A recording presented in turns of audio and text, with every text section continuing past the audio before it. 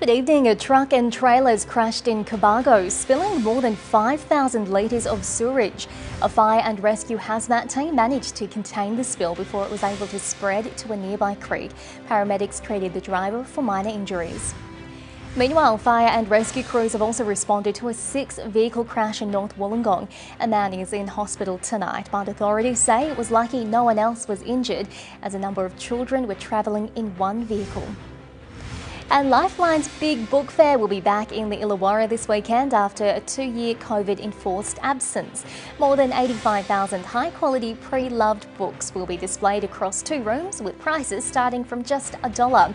Calls to Lifeline hit historic heights during the peak of the pandemic. Storms for Wollongong.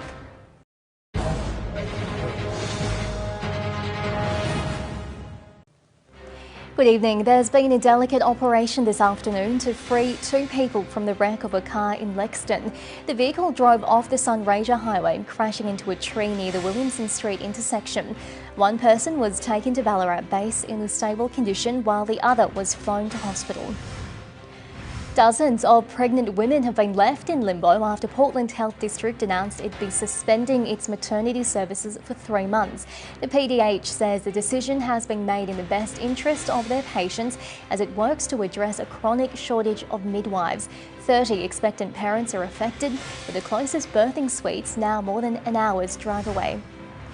And the number of crimes committed across Ballarat has risen by almost 4% in the last year, according to shocking new data.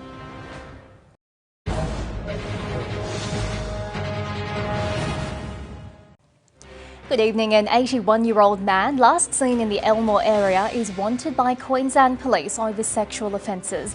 Michael Jensen is believed to be currently travelling in a white Volkswagen camper van with plate YWT993. Investigators have released the image of Jensen in the hope of someone may know where he is. More residents in the Campaspe Shire are urged to volunteer for the TACL2P program to promote safe driving.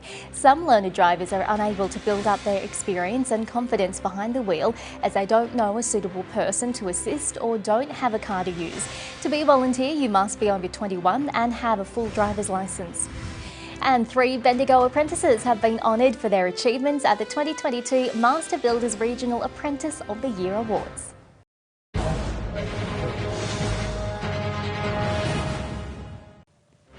Good evening. Police have issued a warning to protesters coming to Canberra. There's been chatter online about more protests this weekend, and authorities saying people could face arrest if they camp illegally outside of designated areas. Camping at Epic has been banned, while there is limited space at other sites. Police say they support peaceful protests, but appropriate accommodation has to be found. There'll be a chance to hand in your unwanted firearms with no questions asked. ACT's Crime Stoppers and the AFP will have a pop-up store at Queanbeyan's Riverside Plaza next Tuesday. And our firefighters are embarking on a different kind of life-saving mission on Saturday. They'll be climbing up and down Mount Ainslie 4 times over in their full breathing equipment. The event raising crucial funds for Lifeline Canberra.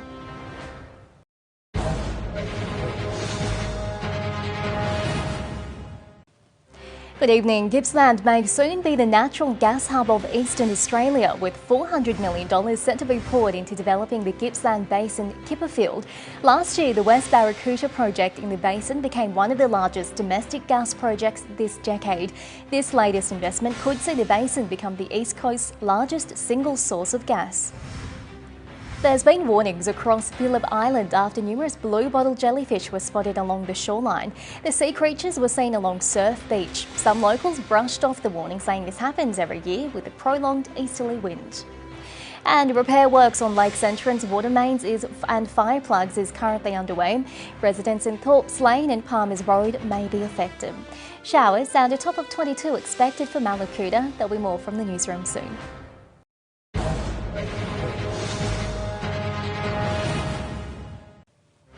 Good evening. The entire Central Coast Council's been sacked over its disastrous financial management. The councillors were suspended in October but had their jobs officially terminated today. The crisis emerged when the budget deficit blew out to $89 million and staff couldn't be paid. An election will be called to determine who'll take their positions. Tuggerah Station is set to become easier for disabled people to navigate, with a major makeover scheduled to be completed by 2024. The upgrade will include new lifts, bathrooms and platform widening. You'll be able to provide your feedback on the plans up until the 6th of April. And Lambton Library in Newcastle is set to run for up to 14 hours a day starting from this weekend. In an Australian first, the library will offer members a chance to use the facilities even when it's not staffed.